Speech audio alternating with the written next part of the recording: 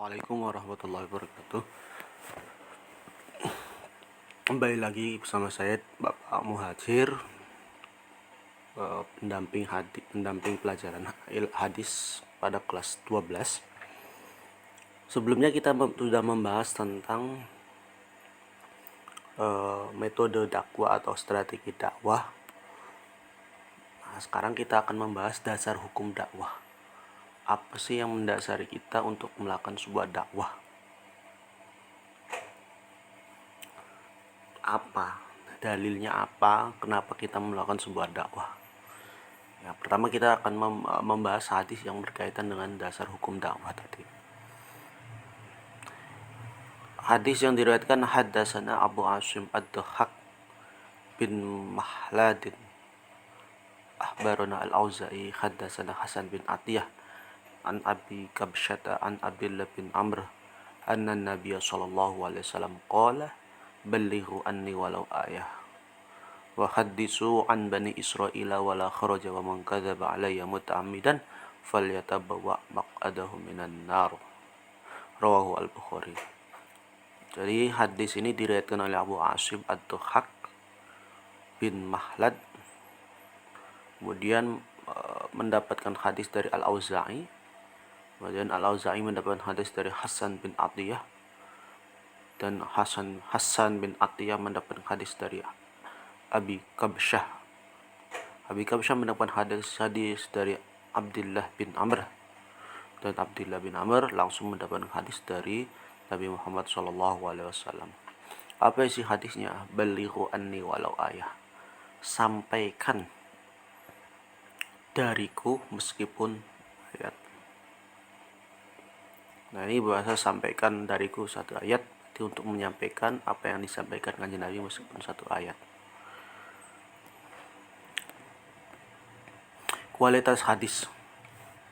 Nah, kualitas hadis perintah menyampaikan dakwah atau tabligh diriwayatkan oleh Imam Bukhari dalam kitab Sahihnya pada kitab Ahadisul Anbiya shalawatullah alaihim bab manzukira Bani Israel, nomor hadis 3461. Hadis tersebut merupakan hadis marfu atau hadis yang sanadnya itu sampai kepada Rasulullah, yang diriwayatkan juga oleh At-Tirmizi dalam kitab sunannya nomor hadis 2669, kualitas hadisnya sahih, dan juga Ad-Darimi dalam kitab sunannya nomor hadis 559, kualitas hadisnya sahih al-isnad, dan juga dalam Ahmad bin Hambal dalam kitabnya Al-Musnad nomor hadis 6478, 6486, 6592, 6888, dan 77006 dengan kualitas hadisnya sahih sesuai dengan syarat-syarat Imam Bukhari. Jadi selain dari Imam Bukhari ada yang meriwayatkan dari At-Tirmizi dan Ad-Darimi dan juga Ahmad bin Hambal. Berdasarkan data di atas dapat disusun skema dengan sanad sebagai berikut. Yang pertama dari Imam Al-Bukhari. Imam Al-Bukhari mendapatkan hadis dari Abu Asim ad-Dhahhak. Abu Asim ad-Dhahhak mendapatkan dari Imam Al-Auza'i. Imam Al-Auza'i mendapatkan hadis dari Hasan bin Atiyah. Hasan bin Atiyah mendapatkan hadis dari Abi Kabsyah. Abi Kabsyah mendapatkan hadis dari Abdullah bin Amr. Abdullah bin Amr mendapatkan hadis dari Rasulullah SAW. Sedangkan At-Tirmidzi mendapatkan hadis dari Muhammad bin Yusuf. Muhammad bin Yusuf mendapatkan hadis dari Abu Sauban.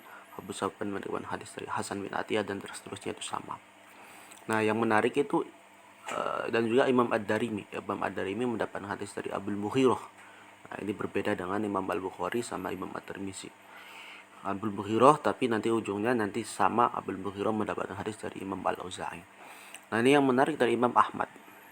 Imam Ahmad mendapatkan hadis tersebut dari 4 orang, yaitu dari Wahab, dari Ibnu Numair, dari Al-Walid Muslim, dan Abul Mughirah.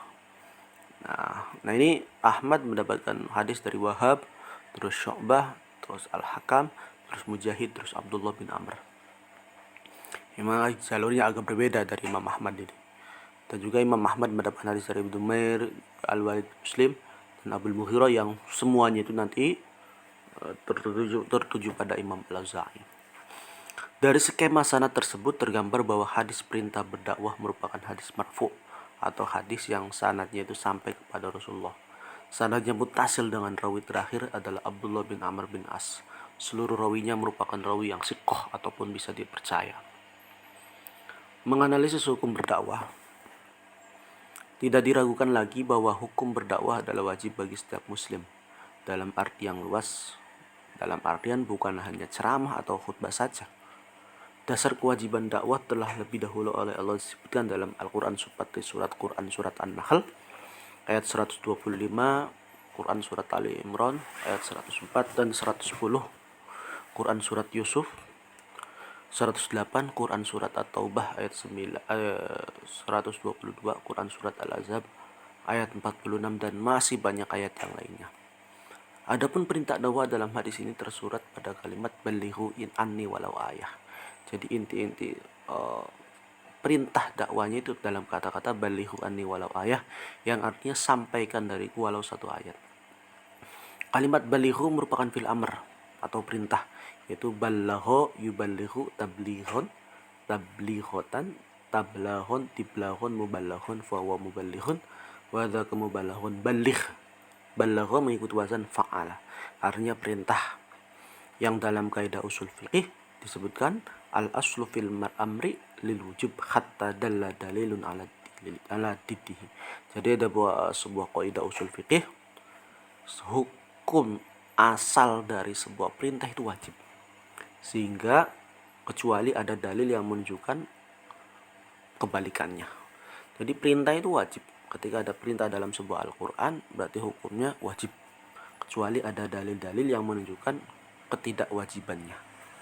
Nah, karena ini balighu ini fil amr yang merupakan perintah, berarti hukumnya wajib. Seluruh dalam Al-Quran dan hadis tidak ada yang membatalkan perintah berdakwah. Dan di dalam Al-Quran dan hadis nggak ada yang membatalkan nggak usah dakwah, nggak ada.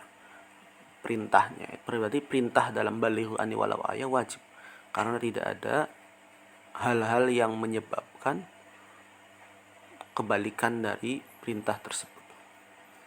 Maka hukum melaksanakan dakwah Islamiyah adalah fardu ain atau kewajiban bagi setiap muslim.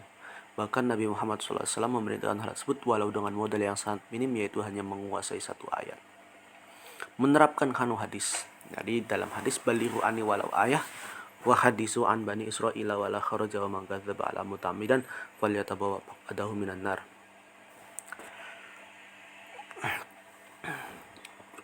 Sampaikan dariku sekalipun satu ayat, balighu anni walau ayah, sampaikan dariku walau satu ayat.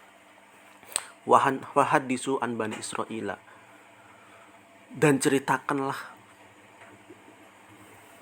dari Bani Israel, wala kharaja, dan tidak ada dosa, waman kadzdzaba alayya muta'ammidan, dan orang yang berbohong dengan mengatasnamakan saya, orang yang berbohong dengan mengatasnamakan kanjeng Nabi muta'ammidan dengan kesengajaan, falyatabawa maq'adahu minan nar, maka tempatnya itu di neraka. Merupakan sebuah tuntunan Rasulullah kepada umatnya untuk meneruskan risalah dakwah, yakni iman beliau. Untuk meneruskan risalah dakwah tersebut, Rasulullah memberikan rambu-rambu tentang materi atau bahan dakwah seperti yang disebutkan dalam hadis di atas.